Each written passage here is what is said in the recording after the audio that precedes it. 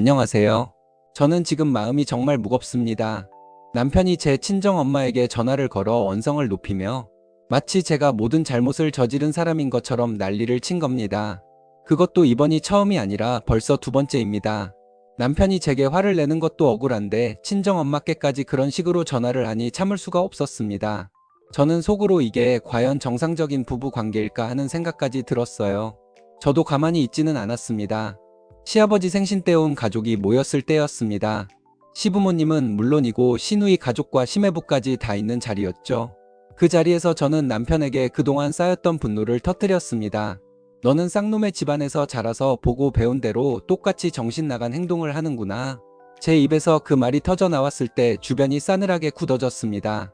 그런데 놀랍게도 시매부까지 나서서 남편에게 대놓고 욕을 하더라고요. 그 순간만큼은 제 편이 있다는 게 후련하기도 했습니다. 그 이후로 저는 남편에게 일주일째 이혼을 요구하고 있습니다. 남편은 무릎까지 꿇으며 잘못했다고 빌었지만 제 마음은 도무지 풀릴 기미가 보이지 않았습니다. 한번 금이 간 마음은 다시 붙여도 흔적이 남는 법이잖아요. 남편이 아무리 미안하다고 해도 이미 저는 이 사람과 평생을 같이 살 수 있을까라는 의문에 사로잡혀 버렸습니다. 사실 저는 얼마 전에도 비슷한 일로 고민글을 올린 적이 있었습니다. 바로 시아버지 생신 상차림 문제였습니다. 저는 속으로 꼭 집에서 상을 차려야 하는 걸까? 그냥 외식을 하면 안 되는 걸까? 하고 고민했죠. 그래서 조심스럽게 글을 올려봤는데 돌아온 건 위로가 아니라 욕이었습니다. 댓글을 단 분들은 저를 향해 말 같은 소리를 해라, 그렇게 바보같이 살 거냐라며 몰아세웠습니다. 저는 그 말들에 큰 상처를 받았지만 한편으로는 맞는 말일지도 모른다고 생각했습니다. 네, 저 바보 맞습니다. 하고 싶은 말도 못하고 꾹 참고 살아온 바보 같은 사람이죠. 남편이 제 친정엄마께 언성을 높이며 화를 낸 적은 지금까지 두 번 있었습니다. 두 번 모두 이유는 똑같았습니다. 바로 시부모님 생신 때 며느리로서 생신상을 차리지 않았다는 것이었죠. 그 말은 지금 다시 떠올려도 어이가 없습니다. 며느리가 반드시 상을 차려야 한다는 법이 어디 있으며 그것이 조금만 달라져도 그렇게 난리를 칠 일인지 저는 도무지 이해할 수 없었습니다. 특히 작년 시어머니 생신 때 일이 아직도 잊혀지지 않습니다. 그때 저는 감기에 걸려서 몸이 정말 힘들었습니다. 단순한 감기가 아니라 열감기라서 체온이 38도를 훌쩍 넘어갔습니다. 하지만 환절기 감기라서 그런지 몸살 기운이 심해 이틀 동안은 꼼짝없이 누워 있어야 할 만큼 온몸이 아팠습니다. 그런데 하필 그 무렵 시어머니 생신이 있었습니다. 날짜는 평일이었는데 원래 계획은 제가 미리 시댁에 가서 생신상을 차려놓고 남편이 퇴근하면 시댁으로 와서 함께 식사하는 거였습니다. 시누이네 가족도 그날 함께 오기로 되어 있었죠. 저는 열이 펄펄 나는 몸을 이끌고 그 일정을 떠올리며 참 막막했습니다. 게다가 더 억울했던 건 따로 있었습니다. 시누이는 분명 전업주부였습니다. 아이도 이제 다 컸고 시간도 여유가 있는 사람이었죠. 그런데도 시어머니 생신상을 차리는 일은 오롯이 제 몫이었습니다. 저는 도저히 이해할 수 없었습니다. 왜 꼭 나 혼자서 이 무거운 짐을 다 져야 하는 걸까? 시누이도 와서 함께 준비하면 훨씬 수월할 텐데. 그런 생각이 들자 서러움과 억울함이 밀려왔습니다. 남편은 이런 제 상황을 알면서도 제 편을 들어주지 않았습니다. 오히려 저에게 당연히 해야 하는 일처럼 말했고 그게 결국 친정엄마께 언성을 높이는 이유로까지 번져버렸습니다. 그때 저는 깨달았습니다. 남편에게는 제 건강과 제 상황보다 시댁의 체면이 더 중요한 것이구나. 결국 며느리는 늘 뒷전일 수밖에 없구나 하는 거 말이죠. 그 기억이 지금도 제 가슴 한켠에 깊은 상처로 남아 있습니다. 저는 단순히 집에서만 지내는 사람이 아닙니다. 저도 일을 합니다. 새벽에 일찍 집을 나서서 오후 10시까지 일하는 아르바이트를 하고 있죠. 하루의 시작은 늘 분주합니다. 저는 먼저 일을 나가야 하기에 아침마다 남편이 아이들 밥을 챙겨 먹이고 어린이집에 데려다 준 뒤 출근을 합니다. 그 덕분에 하루가 간신히 돌아가는 거였어요. 저는 일시에 퇴근하면 다시 어린이집으로 가 아이들을 데리고 집으로 옵니다. 그때부터는 제 몫이 본격적으로 시작됩니다. 아이들 돌보고 살림 챙기고 하루하루 쉴 틈 없는 생활이 이어졌습니다. 물론 남편도 육아에는 어느 정도 힘을 보태주었습니다. 아이들 씻기거나 놀아주는 일은 같이 했거든요. 하지만 가사일은 거의 전적으로 제 몫이었습니다. 남편은 늘 내가 일을 하니까 내가 도와주는 거지라는 조건을 달았습니다. 그 말이 마치 은혜라도 베푸는 듯이 들릴 때마다 속이 뒤틀렸습니다. 집안일이 원래 제 전담이라는 전제 위에서만 도와준다는 말이었으니까요.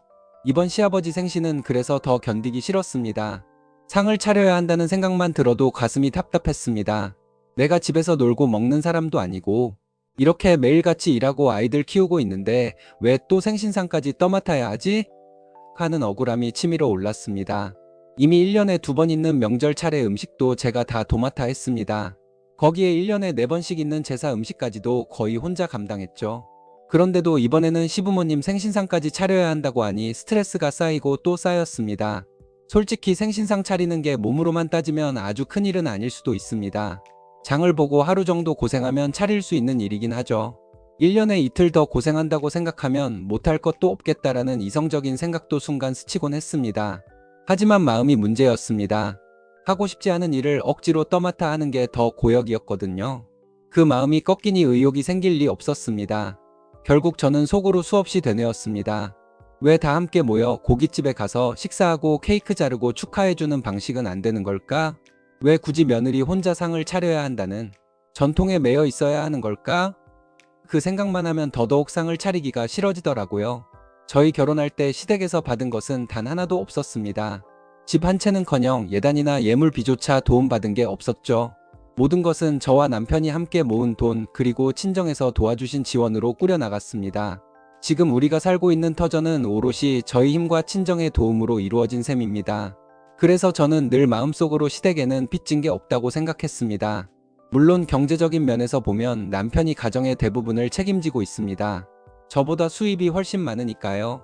그래서 저는 어느 정도 공평하다고 생각하려 애썼습니다. 하지만 남편은 자신이 돈을 벌어오는 것에 대해 유난히 큰 자부심을 가지고 있었습니다. 마치 그것 하나로 집안의 모든 권리를 쥔 사람처럼 행동할 때도 있었어요. 그럴 때면 저는 속으로 이렇게 생각했습니다. 그렇다면 나는 어땠을까? 나는 10달 동안 아이를 품고 목숨 걸고 아이를 낳았다. 그 역시 누구도 대신할 수 없는 일인데 왜 나는 그에 대한 자부심을 드러내면 안 되는 걸까? 저도 제 몫에 희생과 수고가 있다는 사실을 인정받고 싶었거든요. 시부모님은 본인들이 얼마나 이기적인지를 전혀 모르는 분들이었습니다. 저희 결혼할 때는 단호하게 말씀하셨습니다. 우리는 지원 못 해준다. 그 말에 저는 실망했지만 없는 형편이라고 이해하려 했습니다. 그런데 시간이 흘러 시누이가 결혼을 하게 되자 그때는 또 다른 모습이 드러났습니다. 시어머니가 뒤에서 시매부 흉을 그렇게 보시는 겁니다. 집은 남자가 해오는 것인데라며 불만을 늘어놓으셨습니다. 신우가 반반 결혼을 하는 게 못마땅하다는 식이었죠. 저는 그 말을 듣고 기가 막혔습니다. 자기 아들을 장가보낼 때는 단 한 푼도 보태주지 않으셨으면서 딸 결혼 때는 사위가 충분히 해오지 않는다며 불평을 늘어놓으니 정말 양심이 없는 분 같았습니다. 더 이해되지 않는 건 지금까지도 시어머니는 사위 흉을 그렇게 본다는 겁니다. 하지만 제가 보기에는 시매부가 참 괜찮은 사람입니다. 시누이에게 잘하고 가정에도 책임감 있게 행동합니다. 본인 처가에도 성심껏 잘하려는 게 보였어요. 장인어른과 장모님께 전화를 자주 드리고 가끔은 좋은 하루 보내세요 라며 따뜻한 문자도 보내는 자상한 사람이었습니다. 그런 모습을 곁에서 보고 있으면 저도 참 괜찮은 사람이구나라는 생각이 절로 들었죠. 그런데 그런 사위를 두고도 흉을 보시는 시어머니를 보면 저는 도저히 이해할 수가 없었습니다. 대체 뭐가 마음에 안 들어서 그렇게 뒷말을 하시는 건지 지금까지도 고개가 갸웃해지더군요. 결국 그건 사위의 문제가 아니라 시어머니 스스로의 문제였다는 생각뿐이었어요. 저는 요즘 가끔 이런 생각을 합니다. 이기적이고 양심 없는 시부모님을 남편이 그대로 닮은 건 아닐까? 하고요. 남편의 태도를 보면 그 생각이 점점 확신으로 굳어집니다. 남편은 늘 자신이 돈을 벌어온다는 사실을 무기로 삼습니다. 그 덕분에 저를 향한 요구와 기대가 당연시되고 저는 그저 따라야 하는 사람으로 취급받곤 합니다. 특히 명절이나 제사, 그리고 시부모님 생신 같은 날에는 더 심각합니다. 남편은 제가 음식을 준비하는 걸 너무나 당연하게 여겼습니다. 불만조차 가져서는 안 된다고 생각하는 듯 했어요. 저도 사람이기에 힘들 때가 있습니다. 하루 종일 장을 보고 재료를 손질하고 상 차리고 뒷정리까지 하다 보면 팔이 뻐근해지고 허리가 끊어질 듯 아파옵니다. 온몸이 고통스러워 앉지도 서지도 못할 만큼 지쳐버릴 때도 많았습니다. 그럴 때 저는 솔직하게 힘들다고 아프다고 말하고 싶었습니다. 하지만 남편은 그런 말조차 듣기 싫어했습니다. 제가 오늘 너무 힘들다라고 한마디 하면 곧바로 표정이 굳어졌고 그 정도도 못하냐라는 식의 반응을 보였죠. 제 마음속에서는 억울함과 서러움이 밀려왔습니다. 불만을 넘어 고통조차 표현할 수 없는 제 처지가 너무 비참하게 느껴졌습니다. 저는 어느 순간 깨달았습니다. 남편에게는 제가 한 가정의 아내이자 아이들의 엄마가 아니라 단지 집안일을 맡아야 하는 며느리일 뿐이라는 걸요. 그 인식이 바뀌지 않는 한 아무리 제가 고통을 호소해도 받아들여질 리 없겠다는 사실을 알게 되었습니다. 이번 시아버지 생신은 주말에 있었습니다. 이제는 코로나로 인한 모임 제한도 사라지고 다 같이 외식하는 것도 아무 문제가 없는 시기였죠. 그래서 저는 남편에게 조심스럽게 말을 꺼냈습니다. 이번에는 그냥 외식으로 하면 어떨까? 다 같이 식당에서 편하게 밥 먹고 케이크 자르면 더 좋지 않을까? 저는 정말 진심으로 그렇게 하고 싶었습니다. 집안에서 모든 걸 혼자 준비하는 게 이제는 너무 버겁고 힘들었거든요. 하지만 남편의 반응은 냉담했습니다. 그게 무슨 말도 안 되는 소리냐? 아버지 생신인데 집에서 상 한 번 차리는 게 뭐가 그렇게 힘드냐? 그 말에 저는 속이 뒤집혔습니다. 저는 솔직하게 말했습니다. 솔직히 너무 힘들어. 나 혼자 모든 걸 다 해야 하는데 시어머니와 시누이는 내가 해놓은 음식 잘만 먹으면서 음식이 짜네 싱겁네 하는 소리만 해. 그게 얼마나 서럽고 싫은데. 제 말은 간절했지만 남편은 고개를 끄덕이지 않았습니다. 오히려 이렇게 말했습니다. 그러면 가족들 입맛에 맞게 하면 되잖아. 저는 그 순간 허탈했습니다. 남편은 끝내 본질을 이해하지 못했습니다. 시어머니는 음식이 아무리 맛있어도 절대 맛있다라는 말을 하지 않는 분입니다. 칭찬을 못하는 게 아니라 일부러 흠을 잡아 저를 깎아내리고 싶어 하시는 거였죠. 그건 제가 이미 수없이 경험한 일이었습니다. 그걸 남편은 알지 못하거나 알면서도 모른 척하는 듯 했습니다. 게다가 시누이까지 거들었습니다. 언제나 자기 엄마 편을 들며 제가 힘들게 준비한 음식에 대해 이런저런 평가질을 하는 겁니다. 제가 열심히 정성 들여 만들었는데도 이건 왜 이렇게 짜? 라든가 이건 싱겁네 같은 소리만 늘어놓았죠. 누구 하나 고생했다라는 따뜻한 말 한마디 해주는 사람이 없었습니다. 그런 상황에서 제가 왜 굳이 생신상을 차려야 하는지 생각할수록 이해가 되지 않았습니다. 오히려 그건 며느리를 고생시키기 위한 의식처럼 느껴졌습니다. 그나마 위로가 된 건 심해부였습니다. 심해부는 제게 다가와 진심 어린 말로 칭찬해 주었습니다. 와, 이 많은 음식을 혼자 다 하신 거예요? 대단하시네요. 음식도 하나하나 다 너무 맛있습니다. 그 말에 저는 잠시나마 눈물이 날 정도로 감사했습니다. 제 노고를 알아봐주는 사람이 있다는 게 그렇게 큰 위안이 될 줄 몰랐습니다. 그런데 그 순간 시어머니가 끼어들었습니다. 맛있긴 뭐가 맛있어? 입에 겨우 넘길 만하지. 심해부의 칭찬마저 가로막으며 제 노력을 폄하하셨습니다. 저는 속으로 한숨을 삼켰습니다. 역시 이 집에서는 아무리 열심히 해도 인정받을 수 없구나. 그런 생각이 또렷이 들 뿐이었어요. 결국 저는 남편과 긴 냉전 끝에 이번에는 음식을 하지 않기로 결심했습니다. 수많은 갈등 끝에 내린 결정이었죠. 저는 남편에게 분명히 말했습니다. 이번만큼은 외식으로 하자. 다 같이 식당에 모여서 밥 먹고 케이크 자르면 되지 않겠어? 그렇게 정리하고 시부모님께도 직접 말씀드렸습니다. 그러나 시부모님의 반응은 제 예상과 크게 다르지 않았습니다.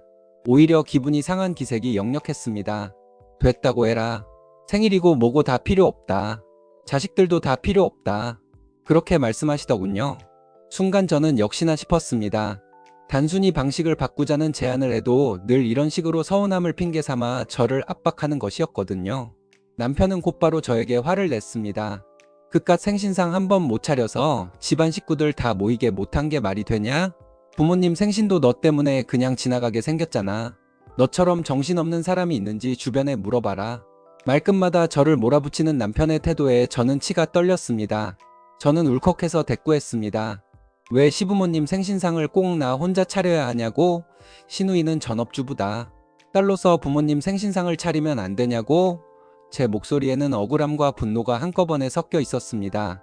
하지만 남편은 제 말은 들으려 하지 않았습니다. 오히려 이번에도 제 친정엄마에게 전화를 걸었습니다. 그깟 상 하나 차리는 문제로 제가 분란을 일으킨다며 언성을 높였다고 합니다. 친정엄마는 그 전화를 받으면서도 차분하게 대답하셨습니다. 정 그렇다면 자네가 직접 차리든가 아니면 사돈처녀가 차리면 되지 않겠나? 아무리 하루 고생하면 되는 일이라도 마음이 따라야 일하는 거다. 엄마의 말씀은 너무나도 당연한 이야기였습니다. 그런데 남편은 그마저도 받아들이지 않았습니다. 오히려 불편한 기색을 드러내며 이렇게 말하고는 전화를 끊었다고 합니다. 어머님은 항상 딸 편만 드신다. 너무하신다. 저는 그 이야기를 듣고 가슴이 무너졌습니다.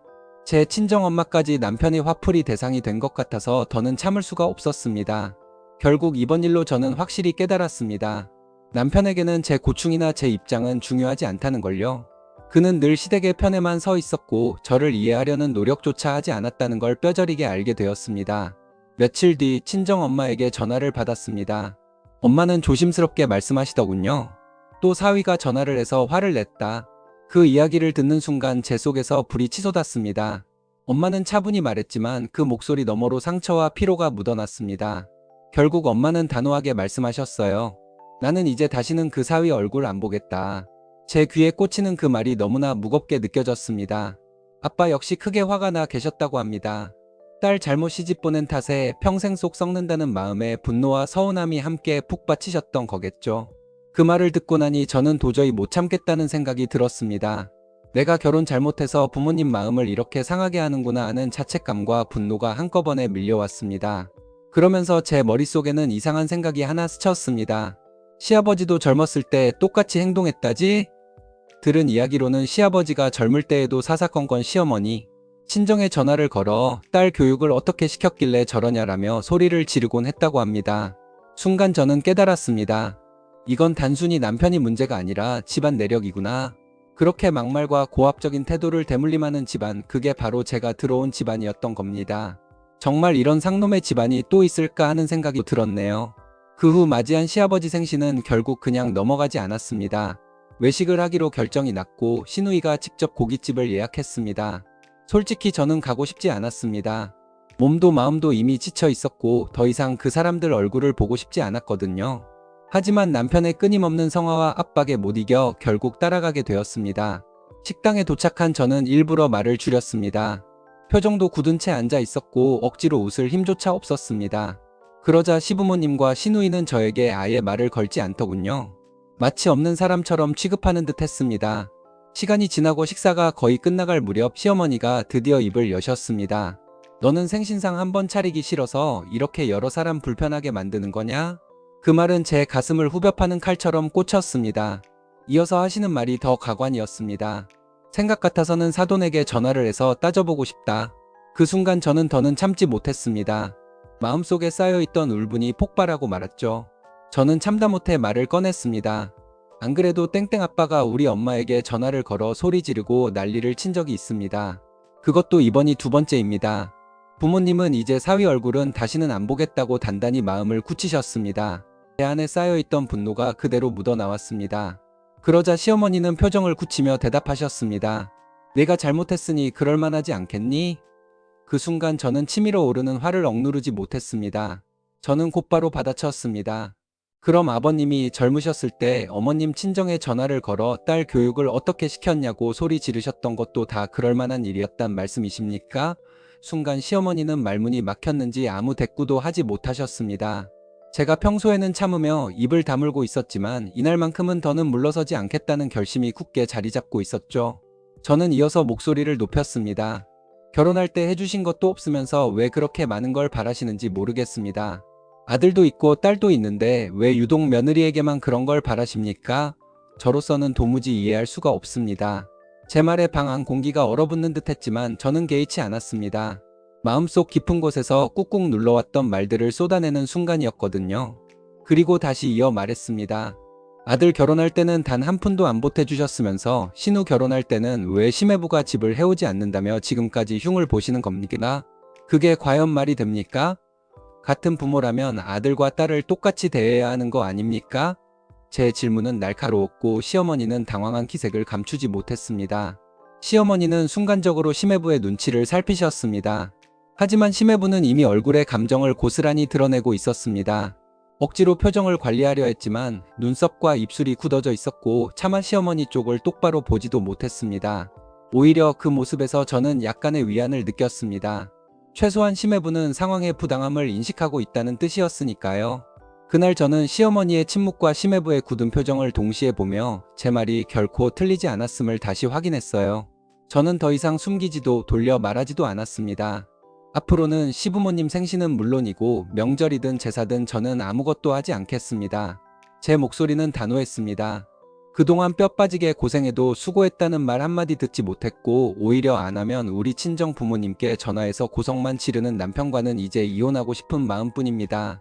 제 가슴속에 쌓였던 울분이 그렇게 쏟아져 나왔습니다. 저는 남편과 시부모님을 똑바로 보며 말했습니다. 아들 교육을 도대체 어떻게 시키셨기에 아들이 이 모양입니까? 창피하지 않으십니까? 제 말은 가차 없었습니다. 그 순간 저는 스스로도 놀랄 만큼 냉정해져 있었습니다. 이래서 가정교육이 중요하다고들 하는구나 하는 생각이 절로 들었습니다. 가정에서 배운 그대로를 탑습하며 시아버지가 했던 무례와 막말을 남편도 똑같이 되풀이하고 있었습니다. 저는 이를 쌍놈의 집안 내력을 그대로 이어받은 불량품 같은 남편이라고 표현하며 이런 사람과는 이제 반드시 이혼하겠다고 못 박았습니다. 제 말은 더 이상 후퇴할 수 없는 최후 통첩이었습니다. 그리고 저는 고개를 돌려 시누이에게도 말했습니다. 아가씨, 만약 아가씨가 뭔가 잘못했다고 해서 시매부가 어머님께 전화를 걸어 화를 내고 소리를 지른다면 아가씨는 이혼하지 않으실 것 같습니까? 제 질문에 시누이는 아무 대답도 하지 못했습니다. 입술만 달싹일 뿐 눈빛이 흔들리는 것이 보였습니다. 저는 그 침묵 속에서 이미 답을 들은 것이나 다름없다고 느꼈습니다. 누구라도 그런 상황을 겪는다면 저처럼 이혼을 결심할 수밖에 없을 테니까요. 그날의 제 발언은 가족 모두를 얼어붙게 만들었지만 저는 오히려 시원했습니다. 지금까지 눌려 살며 하지 못했던 말들을 드디어 다 꺼낸 것 같아 속이 다 풀리더군요. 더 이상 제 마음을 숨기지 않겠다고 다짐했습니다. 그 순간 뜻밖의 사람이 입을 열었습니다. 시매부였습니다. 그는 갑자기 거칠게 소리를 지르며 남편을 몰아세웠습니다. 야, 너 진짜 장모님한테 전화해서 소리 지른 거 맞아? 정말 그랬어? 그는 믿기지 않는다는 듯 저와 남편을 번갈아 쳐다보았습니다. 남편은 순간 당황한 기색이 역력했고 대답조차 똑바로 하지 못했습니다. 얼버무리듯 말끝을 흐리며 시선을 피했습니다. 그 모습을 본 시매부는 더 분노하며 거친 말을 쏟아냈습니다. 야, 이거 진짜 또라이 새끼 아니냐? 어떻게 장모님한테 그럴 수가 있어? 그 순간 저는 속이 다 시원했습니다. 가족 모임 자리에서 제 편을 들어주는 사람이 있다는 것만으로도 힘이 되었거든요. 시매부는 이어 저를 향해 단호하게 말했습니다. 이런 또라이 새끼랑은 당장 이혼하세요. 더 같이 살면 병듭니다. 그의 말은 마치 제 마음을 그대로 읽어내듯 했습니다. 저는 고개를 끄덕이며 담담하게 대답했습니다. 네, 저도 이제는 너무 소름이 끼칩니다. 반드시 이혼할 겁니다. 그리고 그 자리에서 아이들을 챙겨 집으로 돌아왔습니다. 잠시 후 남편도 집으로 들어왔습니다. 그는 잔뜩 기가 죽은 표정으로 제 앞에 앉더니 미안하다고 했습니다. 잘못했다고, 다시는 안 그러겠다고 별의별 말을 다 늘어놓았습니다. 그러나 제 마음은 이미 굳어 있었습니다. 아무리 사과해도 받아들여지지 않을 일이야. 그러니 우리 이혼하자. 저는 단호히 말했습니다. 남편은 고개를 숙이고 또다시 잘못했다고 빌었지만 저는 흔들리지 않았습니다. 그렇게 저희는 일주일째 같은 상황을 반복하고 있습니다. 저는 이혼하자고 하고 남편은 다시는 안 그러겠다며 매달리고 서로의 말이 평행선을 달리고 있죠. 하지만 제 마음은 더 이상 바뀌지 않을 것 같습니다. 시부모님이 직접 찾아와 남편과 함께 제 앞에서 무릎을 꿇고 사과를 한다고 해도 이미 꺾이고 무너진 제 마음이 다시 돌아올 것 같지는 않습니다. 저는 이제 확실히 결심했습니다. 남편과의 결혼 생활은 여기서 끝내야 한다고요. 아이들을 위해서라도 더 이상 이 악순환을 반복할 수는 없습니다. 언젠가 제가 남편과 이혼하게 되면 그 과정과 결과를 후기로 다시 보내드리겠습니다. 오늘 제 이야기를 들어주셔서 진심으로 감사합니다. 이렇게라도 제 마음을 털어놓으니 조금은 숨통이 트이는 것 같네요.